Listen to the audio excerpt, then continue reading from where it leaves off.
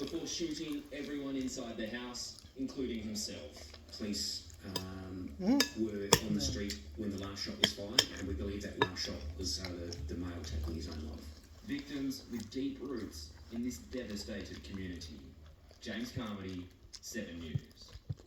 This The is terrible, Australian huh? government is primed to send aid to the remote region of Papua New Guinea, devastated by a landslide. More than 300 people are now Why looking for the dead white? as rescue teams battle treacherous terrain and the threat of further landslides.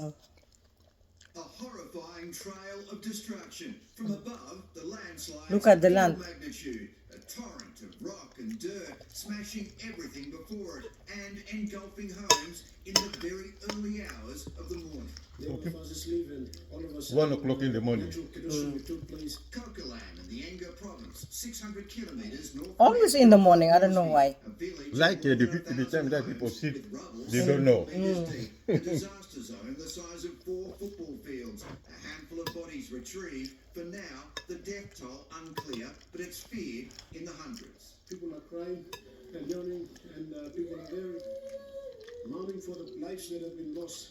As the rock face continued to threaten down the slope, surviving locals using hand tools did what they could. It seems more recovery than rescue, a grim reality leaving a Their house is inside. shock. We are asking the national government or whoever that wishes to help, please, we really need your help. PNG Emergency Services expected on the scene today. The US President says he's heartbroken by the tragedy. We stand ready to assist. And after the Prime Minister's recent Kokoda walk, The relationship between Australia and PNG has literally never been stronger. Whatever PNG needs, if it's within our capacity to provide it, it will be provided. it follows a string of recent deadly landslides in PNG, its tropical climate and high seismic activity key causes. This disaster, by its scale and apparent loss of life, looming as the worst. This is something that has never happened before. Chris Mark, 7 News.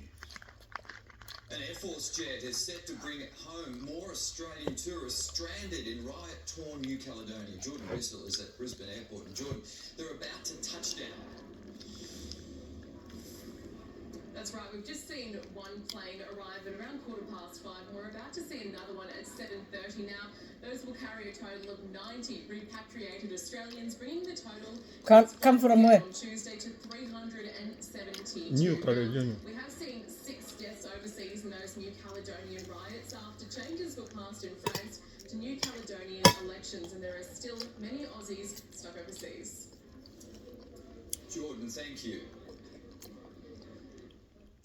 The UN's top court has ordered Israel to halt its military action in the Gaza Strip.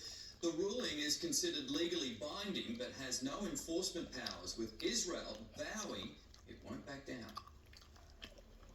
15 judges at the International Court of Justice delivering a ruling. Under the Genocide Convention, Israel must immediately halt its military offensive and any other action in the Rafah government. The panel voting 13-2, ordering Israel to stop its attacks on Rafah, allow more aid in from Egypt, and for Hamas to release the remaining hostages. Israel isn't backing down. Much of Rafah is already destroyed. The humanitarian situation Look at- described as disastrous. Israel launched fresh strikes just moments after the ruling, saying claims it is carrying out a genocide are morally repugnant. The ICJ's ruling is considered legally binding, but it has no enforcement powers. It's also ordered Russia to stop its invasion of Ukraine. The UN can only use words. The Secretary General recalls that pursuant to the Charter and to the statute of the court, decisions of the International Court of Justice are binding, and he trusts that the parties will duly comply with the order. Leaving Israel increasingly internationally isolated. In London, Hewitt Felton, 7 News. 3 daredevils have risked life and limbs spanning the roof of an iconic old flour mill in Melbourne's west. The trio was caught running Huh? around the Look roof at- of the John Darling and Son flour mill Look. building around 3 this afternoon. It's unclear why they were on the roof. No charges have been laid. The AFL is under fire. They were crazy, over a controversial seriously. time-wasting free kick paid against the Pies in the final minutes of last night's Dockers draw. One former head coach says it's time the league called on umpires to apply some common sense. Back to the drawing board after a deadlock with the Dockers, now with no time to waste ahead of Friday night's Dogs clash. The AFL getting on the front foot this morning to clarify last night's contentious call.